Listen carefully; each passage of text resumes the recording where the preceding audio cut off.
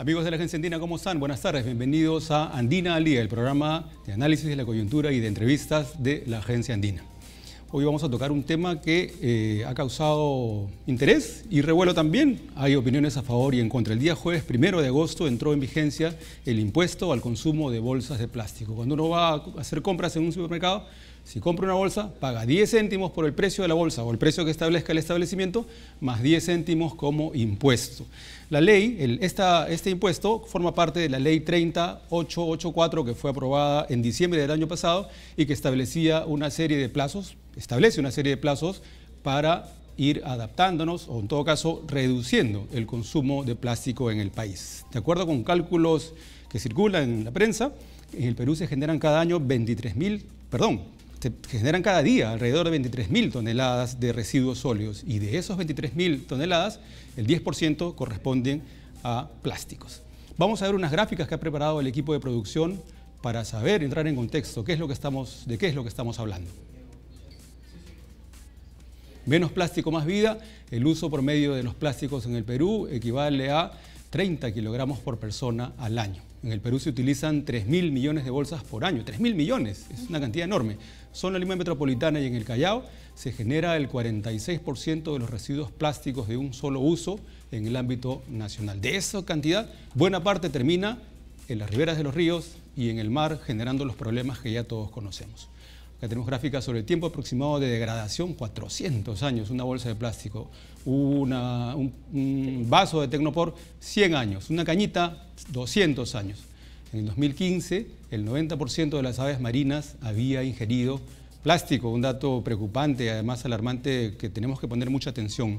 La producción mundial de plásticos en millones de toneladas crece año a año. En el año 2020, 500 millones de toneladas de producción mundial de plástico. Estamos ante una realidad apremiante en realidad, cuando uno se pone a pensar en el impacto que tiene esta realidad en el país. No solo en el país, en todo el mundo en realidad. Uno termina asombrado, algunas veces espantado, pero siempre muy preocupado. Esta tarde ha venido al programa la ministra del Ambiente, Lucía Ruiz Ostoy, con quien vamos a conversar precisamente de este tema. Ministra, buenas tardes, bienvenida a la Agencia. Muchas gracias. Después de esta larga introducción, estamos por fin. Perfecto. Antes de entrar al tema de las bolsas de plástico, quería hacerle una pregunta más bien general. En el Perú se calcula que el costo de la corrupción es de alrededor de 10.000 millones de soles por año. Quería saber cuál es el costo de la contaminación, porque necesitamos sorprendernos y asombrarnos para saber de qué estamos hablando, la magnitud del desafío que tenemos al frente. Muy grande y qué interesante tu pregunta, porque a ese nivel probablemente no hayamos llegado. Hoy estamos hablando de plástico, pero los niveles de contaminación de diferente tipo, incluso por residuos sólidos en general, tú acabas de hablar de que el plástico es 10% de lo que producimos en residuos sólidos diarios en el país. ¿Te imaginas qué ocurriría con ese impacto del 90% restante también? Con tu idea vamos a ver de sacar un poco de números. Lo único que sí te digo es que si solamente tratáramos de imaginar que al año, y lo dice ahí, unos 8.000 toneladas de plástico llegan a nuestros mares, imagínate por qué se habla de que en el futuro podríamos no tener peces o podríamos tener más plástico que peces en el mar. Definitivamente el impacto sería inconmensurable, tanto así que nuestra alimentación se pondría en riesgo, así como nuestra diversidad de la que nos sentimos tan orgullosos, ¿no? Y además que el impacto a veces no se puede cuantificar, es muy difícil cuantificarlo, pero se nota, por ejemplo, en la salud de las personas, ¿cierto? Claro. Eso es un impacto inmediato. Vamos ahora sí al tema de la ley de plástico. Ha generado controversia, ministra, porque se dice que en el fondo se siguen vendiendo, no es que se haya suspendido, no se haya cortado el comercio de plástico, sino que se le ha puesto un impuesto. ¿Qué aclaración tendría usted que formular al respecto? Pero además es una situación progresiva. Mira, esto es bien interesante para lo que estás diciendo. Esta ley sale en diciembre del año pasado, 2018. Sin embargo, ya todo el año 2018 tú veías a la gente muy motivada con el tema del plástico.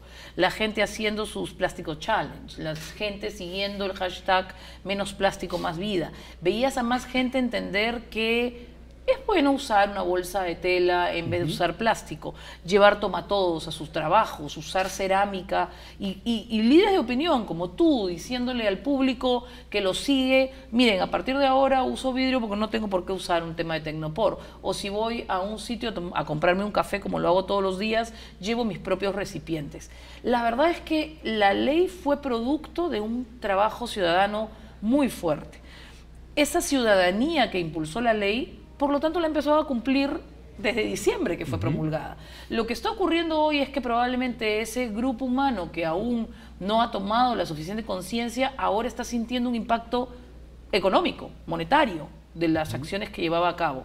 Esto es interesante porque la ley salió en diciembre, ya en el primer trimestre el gobierno dijo, ok, ante una ley de plástico, ninguna institución de gobierno va a permitir que entren cañitas, tecnopor o plástico a sus oficinas, sin tener todavía un reglamento y con la ley recién promulgada.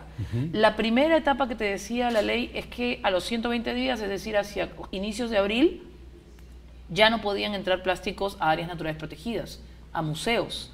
La verdad es que la limitación ha venido decantando de a pocos. Ahora la gente la está sintiendo porque le dicen, ¿quiere usted una bolsa, señora? Porque se le voy a cobrar no solo el valor de mercado, le voy a cobrar también el impuesto del consumo de bolsas, que es de 10 céntimos. Y hay un grupo de la población que recién reacciona diciendo, ¿qué pasó?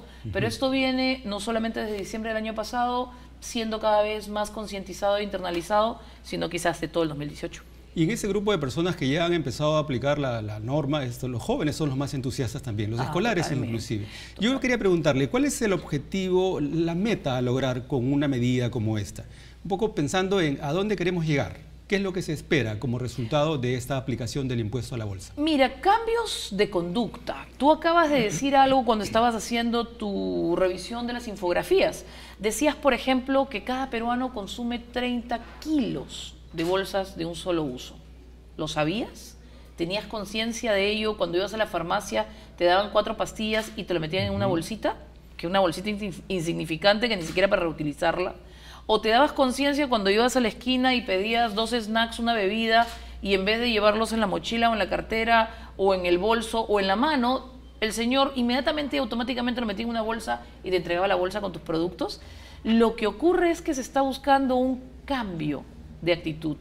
Te lo digo porque algunas personas dicen, esto es terrible, esta empresa en la que he ido a comprar, este supermercado en el que he ido a comprar, está haciéndose millonario a mi costa.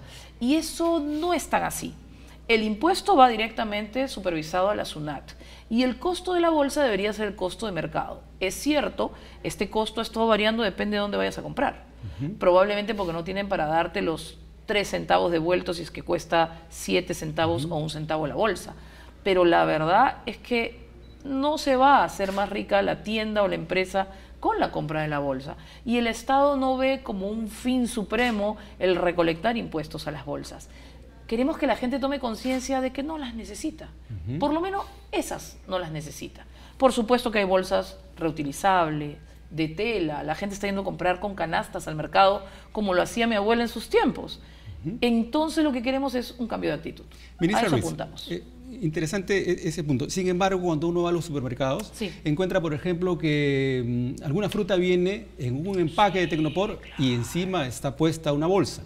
Luego, para pesar, por ejemplo, las papas, las cebollas, los limones, uno toma de un rollo una bolsa. Sí, claro. Y entonces se sigue utilizando el plástico. ¿Cómo es que se consigue ese impacto esperado si aún en los supermercados, que son un poco los sitios donde se genera un poco ese consumo, no está del todo organizado el consumo de plástico, por ejemplo? Mira, separémoslo en 2 aspectos.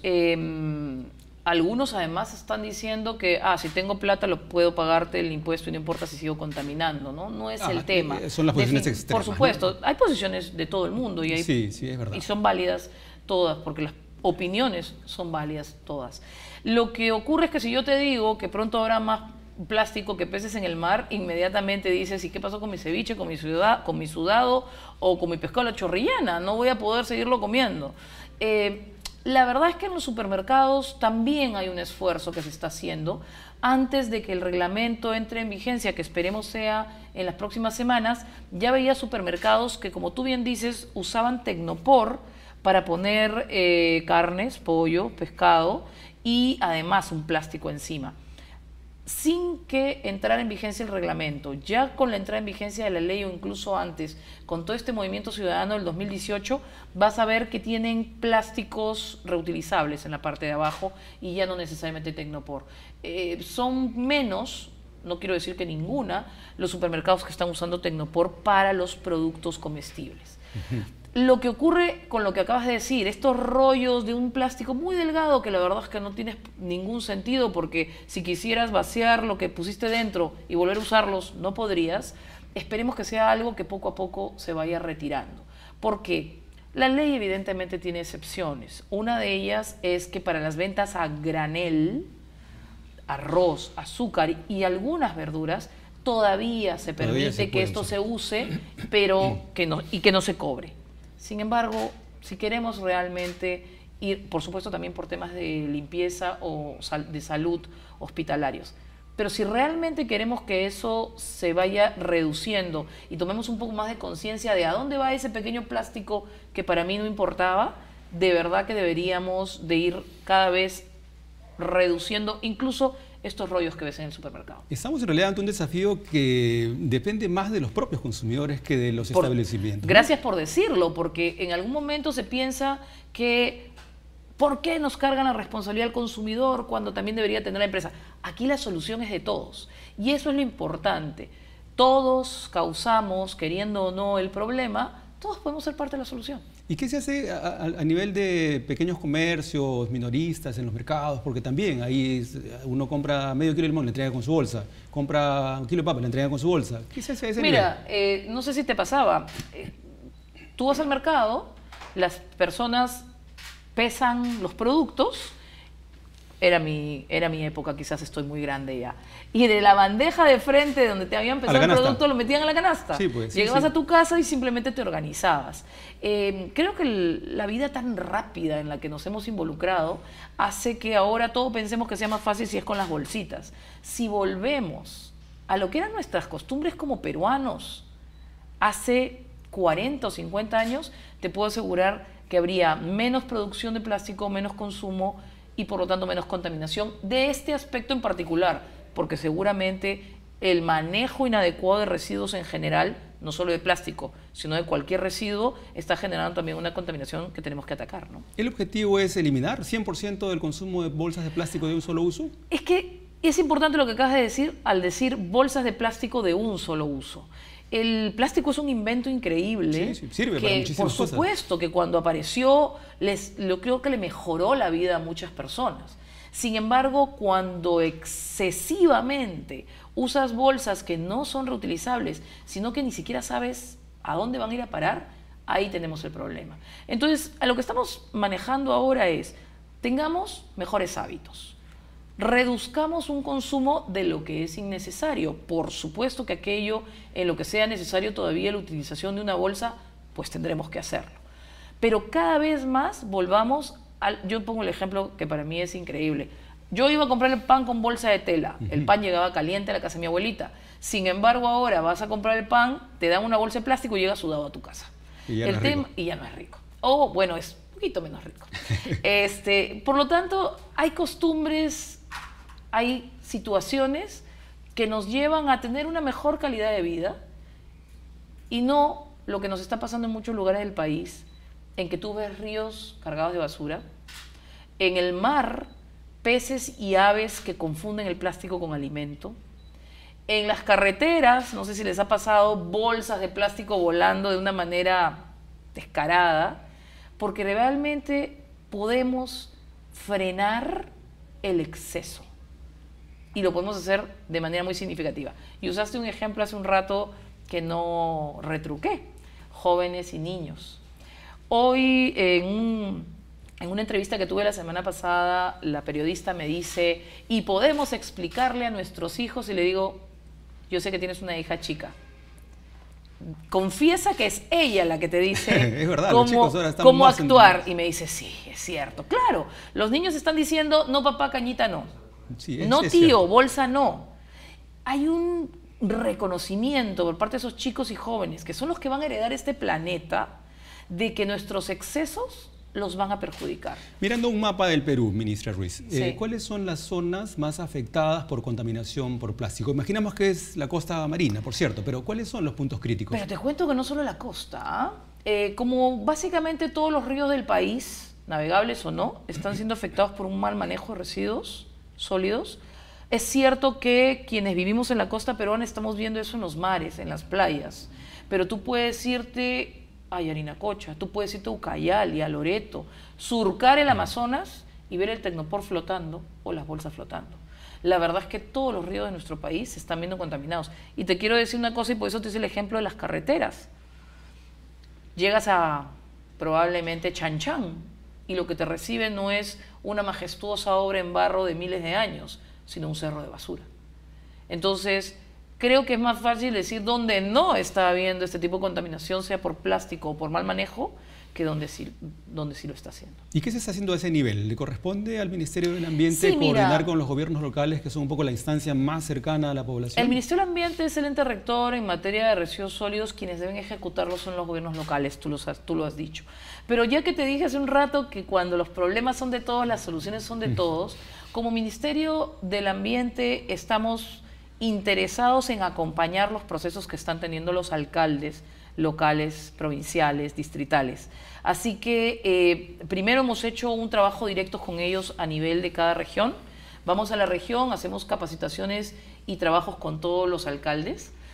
Identificamos qué aspectos, aparte de lo de residuos sólidos, necesitan apoyo, pero en el caso de residuos sólidos en particular, estamos, recuerda, lo dijiste hace un momento, dijiste 23.000 toneladas diarias de basura a nivel nacional. Están entre 19.000 y 23.000 toneladas. Y como bien viste ahí, casi la mitad solo en Lima, Callao.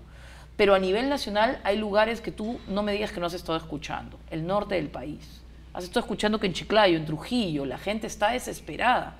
De la misma manera que en algunos distritos, cada cierto tiempo en Villa María del Triunfo, tú sientes y escuchas que los cerros de basura se acumulan y que de un momento a otro, de una noche a la mañana, hay 4 toneladas en la calle y no sabes qué hacer con ello.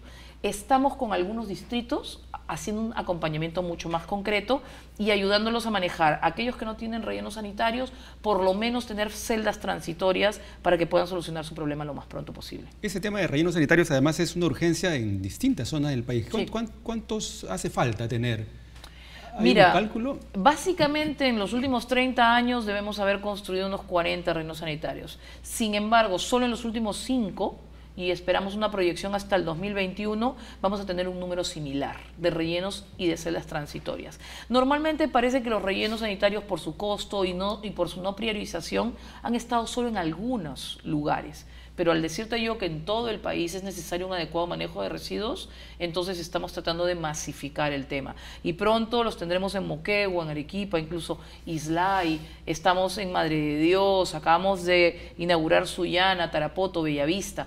Entonces, realmente a nivel nacional estamos con una movilización muy fuerte de apoyo a los gobiernos regionales, pero además regionales, provinciales y distritales, pero además por un tema fundamental. No se trata de que todo el mundo tenga rellenos sanitarios y entonces tratemos de enterrar la basura. Se trata de que identifiquemos que del 100% de nuestros residuos, casi la mitad podría ser compost, podría mejorar suelos.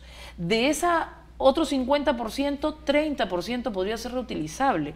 Debes haber tú escuchado, hay propagandas comerciales que te dicen que ya hay botellas de agua o de gaseosas que están 100% hechas con plástico PET reutilizado, reciclable. Ahora, ese tema tiene mucho que ver con la segregación en la fuente, por cierto. Totalmente. Ay, ¿qué falta? Porque claro, cuando uno lo explica es comprensible, la gente dice sí, eso es lo que deberíamos hacer, pero no pasamos al otro nivel en donde efectivamente se hace segregación en la fuente. ¿Qué falta ahí, ministra?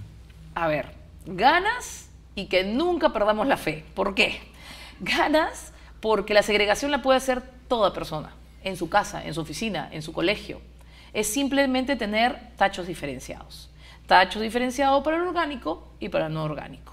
Ocurre en el trabajo, porque si vas al comedor de tu trabajo o traes tu tupper, no hay ningún problema. Lo que tienes que hacer es separar aquello que son botellas, PET, latas de atún, cualquier cosa, y dejarlo en el lugar de los reciclables. Y lo no reciclable, dejarlo en la zona donde pueda hacerse, llegado el caso, compost de ser necesario. Eso es, nuevamente, un trabajo de la ciudadanía. Y te digo que no perdamos la fe, porque lamentablemente ocurre que en algunos lugares, en algunos distritos, incluso en algunos centros de trabajo, cuando pasan a recoger la basura, todo se junta y ya no sirve. Las dos cosas y entonces tú dices, todo el esfuerzo que hice, ¿para qué? Ya no voy a segregar. Y no es la idea. La idea es que tú des el mensaje a las personas que hacen esta recolección y mezclan y decirles, a ver, un momentito, por favor, no lo mezcles. Yo te cuento mi experiencia. Yo me mudé de un distrito que hacía reciclaje a uno que no. Y fue muy simple. Durante todo el primer año yo llevaba mi basura al otro distrito. Porque en este distrito todos los miércoles son el día del reciclaje. Tú podrías juntar todo lo que es plástico, papel, cartón, latas lavadas, etcétera, y solo un día a la semana sacarlo. Muy simple, no huele. No te va a generar mal olor ni bichos. A diferencia del otro tipo de residuos. A diferencia de los residuos que sí van a un compost y que ahí sí pueden empezar las hormigas, las moscas, etcétera. Estos no. Por lo tanto, en este distrito, los miércoles pasan por tus casas, te dan una bolsa y recogen la bolsa que te dieron la semana anterior con los residuos. Como me mudé a uno en que no hacían reciclaje y que cuando sacaba mi basura rompían las bolsas las personas, estos héroes invisibles que son los recicladores, pero que en su trabajo no solamente lamentablemente se exponen a poderse cortar, tener alguna aguja o temas no salubres, sino que además por buscar su medio de vida rompen las bolsas. Simplemente en un determinado momento empecé a llevarlo a la casa de mi mamá y los miércoles ya se reciclaba. ¿Y por qué no conseguimos que todos los municipios hagan eso? En ¿Ustedes como ente rector no podrían convocar? En eso estamos. Por eso te digo que estamos haciendo trabajos. Y no solo en ciudades grandes como Lima, hay muchas ciudades en el país que tienen esta posibilidad. Y yo te digo qué pasa. Normalmente en las ciudades o distritos rurales, más del 50% es residuos orgánicos. O sea, la capacidad de hacer compost y reducir al mínimo los residuos no orgánicos es infinita. Por eso es que ahora estamos trabajando directamente con todos los distritos. Hay distritos en Lima que están totalmente comprometidos. Eso tengo que agradecerlo por este medio. ¿Cuáles son esos distritos? Hay que mencionarlos en todo caso, ministra. Mira, hay distritos como para saber San cuáles Isidro, son los que no. Miraflores, pero también Villa El Salvador, que están involucrados en todo lo que es reciclaje y además segregación de residuos. Y además, ¿por qué? Porque involucran a personal de sus propios distritos en la tarea. Eso es lo que hacen los distritos, y por eso te puse el ejemplo de Villa El Salvador, cuando, por ejemplo, registra asociaciones de recicladores, y estas asociaciones de recicladores son las que van, entregan las bolsas y recogen los productos día a día en los circuitos que ellos tienen. Porque además, si se mirara solamente como un asunto económico, de cifras, podríamos decir que también se puede aprovechar económicamente eso, es ¿no? totalmente. ¿Cuál es la proporción de lo que se puede recuperar? Y por eso te dije, si estamos hablando de Lima, el 50% aproximadamente es orgánico y podría hacerse algún tipo de actividad como compost. Del otro 50%, 30% es reutilizable y 20% tiene que ir de todas maneras al relleno. Yo te digo algo que siempre le digo a los alcaldes cuando nos encuentro. Además, hacer segregación en la fuente es un ahorro para los alcaldes y un beneficio para las poblaciones. ¿Por qué? Muy simple. Un alcalde que tenga que diariamente recoger 10, 20 toneladas, tiene que pagar por cada camión gasolina, transporte, hasta el relleno sanitario y además pagar en el relleno sanitario porque le hagan la disposición final de la basura. Si tú esas mismas 10 toneladas o 10 camiones las segregas primero, ya no va a llegar a ese relleno el 50% que es orgánico y que vas a hacer compost, el 30% que es reutilizable, sino solamente el 20%. En vez de 10 camiones yendo y viniendo a un relleno sanitario, tendrías solamente 2. Entonces pagas no solo el transporte de 2, sino la disposición final de 2 toneladas y con la diferencia puedes hacer más por tu población. Siempre les he dicho, adicionalmente, tener un espacio para compost o para reutilización o valorización de los residuos te ahorra plata como alcalde. Ahorra plata y además se gana, ¿cierto? O sea, gana el ambiente, gana el alcalde, gana la población. La verdad es que es un gana-gana. El tema del reglamento, ministra, de la ley del plástico, sí, claro. ¿Cómo avanza? Muy bien. Mira, siempre lo digo y ahí sí te lo digo directamente. El Ministerio del Ambiente es como algunos otros ministerios, quizás uno que tiene muy arraigado el tema de la participación ciudadana. Entonces hemos hecho reuniones descentralizadas, hemos traído a los diferentes actores, academia, privados, hemos traído a la sociedad civil, organizaciones de recicladores. Hemos puesto a todos alrededor de la mesa para reflexionar sobre el reglamento de plásticos. Y con estos insumos es que espero que en las próximas semanas esté saliendo ya el reglamento, porque ha sido un trabajo muy, muy dedicado y muy fuerte, así que siempre muy participativo. Además de haber hecho el trabajo conjunto multiactor, hicimos una prepublicación, y esa prepublicación tuvo fácil 350 aportes nuevos que hemos venido evaluando para ver cómo mejorar. Esperamos que la próxima semana o la subsiguiente estemos aprobando el reglamento. 2 semanas entonces. Antes de cerrar, ministra Ruiz, ¿cuáles son las otras prioridades del sector del Ministerio del Ambiente? A ver, gracias por decirlo, porque normalmente estamos bastante involucrados en temas como estos de ley de plásticos, su reglamento, pero la verdad es que somos un ministerio que ve el tema de calidad ambiental, aire, suelo, agua de manera transversal, así como gestión de espacios, áreas naturales protegidas, etc.